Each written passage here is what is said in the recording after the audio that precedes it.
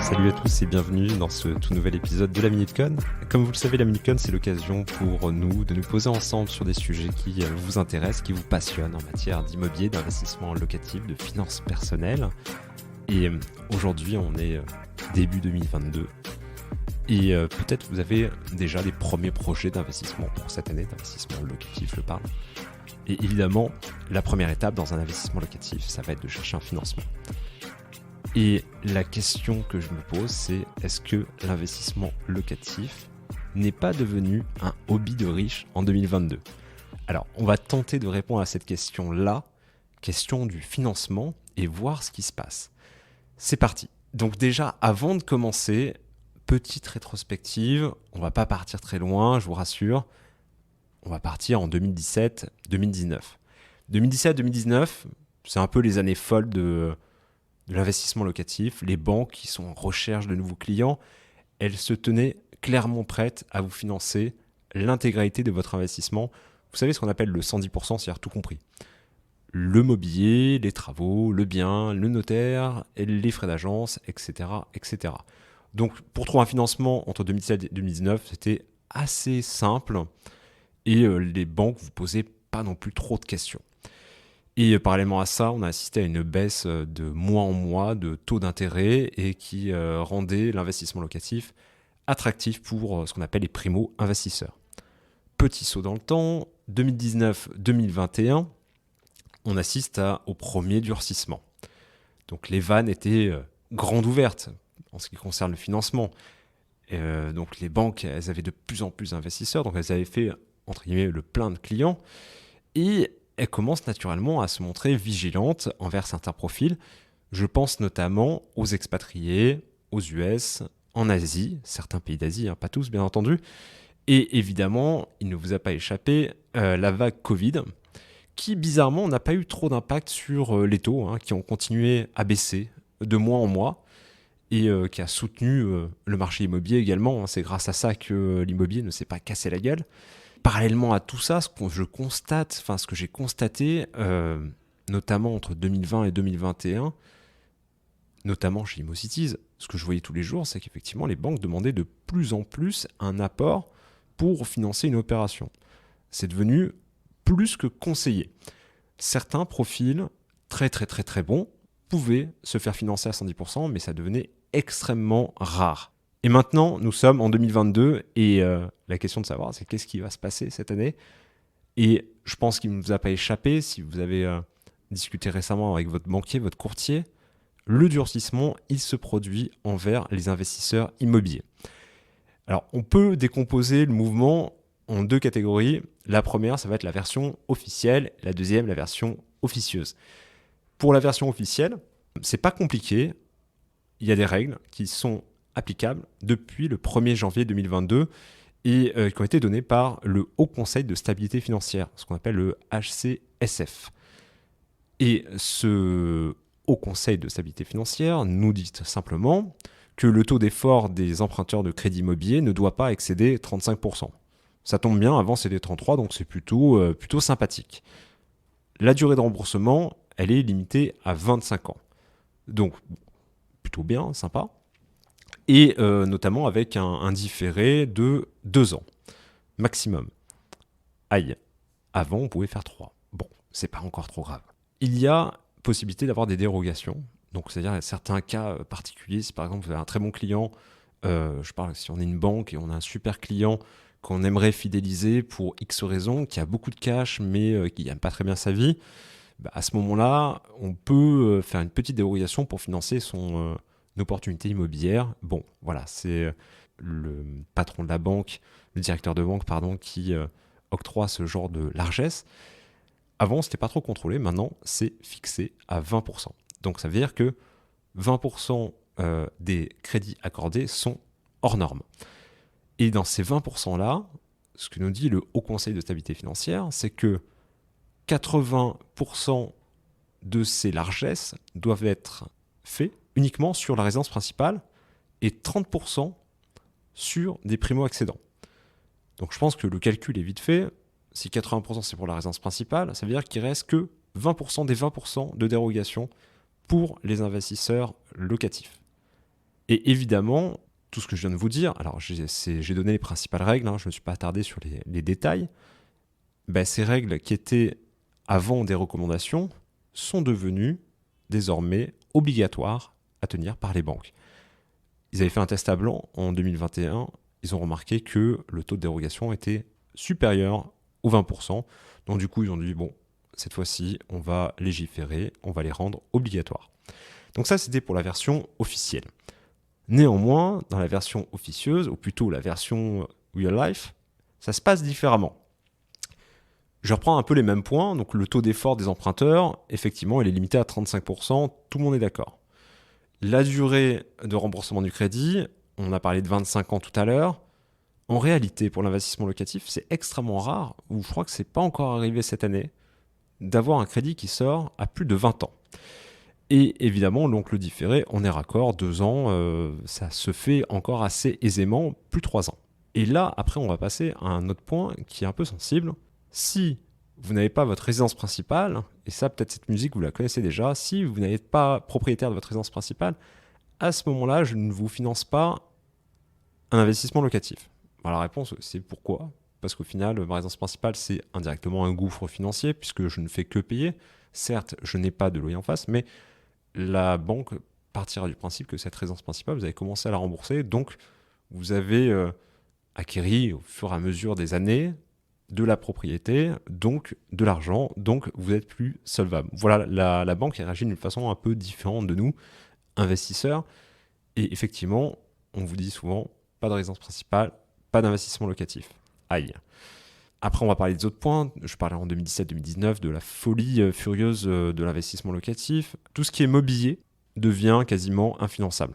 Donc, c'est-à-dire que les banques disent non, moi je vous finance à la rigueur le bien, je vous finance les frais d'agence, ok, je vous finance les travaux, ça m'embête un peu, mais je vous les finance. Mais le mobilier, c'est hors de question. Ça arrive de plus en plus. Donc c'est pas grave, après on peut faire des vases communicants en se disant que l'apport c'est une partie du mobilier et des frais de notaire, on arrive à se débrouiller. Mais voilà, donc là c'est clair, net et précis, les banques ne financent presque plus le mobilier. Et si vous investissez en région, ça peut vous arriver d'acheter un prix très bas au mètre carré, et forcément les travaux vous coûteront plus cher, voire le même prix ou plus cher d'ailleurs, que le bien. Donc là, il y a un problème qui se pose. On a un blocage des banques qui disent au final, ce que vous nous demandez, ce n'est pas un prêt immobilier, vous demandez un prêt travaux. Donc, dans certains cas, notamment en région, ça peut être problématique de financer des biens, surtout si la valeur finale du bien post-travaux ne correspond pas à la réalité du marché. Et enfin, ce qui concerne l'apport, le plus important, on en a déjà un peu parlé, celui-là, il est devenu à 99% obligatoire. Et il doit correspondre à minima aux frais de notaire, donc c'est 7%, entre 7 et 8% du prix du bien. Sans cet apport-là, on vous dira potentiellement non, à part si vous avez un excellent profil ou que vous êtes un marathonien du financement et que ça ne vous dérange pas de faire une vingtaine, une trentaine de banques jusqu'à temps de tomber sur cette banque qui vous fera une dérogation. La dérogation, on l'a dit, c'est 20% de 20%. Donc ça fait assez peu. Donc on pourrait penser que, clairement, les carottes sont cuites pour les futurs investisseurs en herbe de la classe moyenne. Néanmoins, ce qui est rassurant, c'est qu'on connaît cette faculté innée, cette ingéniosité des Français pour leur sens de l'interprétation des textes, ou, de manière moins politiquement correcte, contourner les règles. Vous savez de quoi je parle. Donc évidemment, quand on a ce genre de problématique, je peux vous faire un petit top 3 des petites combines qui sont utilisées par certains investisseurs que je connais de plus ou moins loin. Et je vais commencer ce top 3, il est très simple, par le fameux « je n'ai pas de résidence principale ». Alors, qu'est-ce qu'il me reste à faire ? Je fais passer mon investissement locatif comme ma résidence principale. Alors, je vais vous faire un petit commentaire là-dessus, perso, il n'engage que moi d'ailleurs. Dans les faits, clairement, il n'y a rien d'illégal de dire que vous financez une résidence principale alors que c'est un investissement locatif. Vous avez tout à fait le droit de faire évoluer votre projet au fur et à mesure. On dit finalement, je voulais y habiter et j'ai fait une belle rencontre, ou au contraire, je suis quasiment sur le point de divorcer. Donc, ce bien-là, je n'ai plus l'utilité de le garder pour y habiter. À ce moment-là, je vais le passer en investissement locatif. Ça peut se comprendre.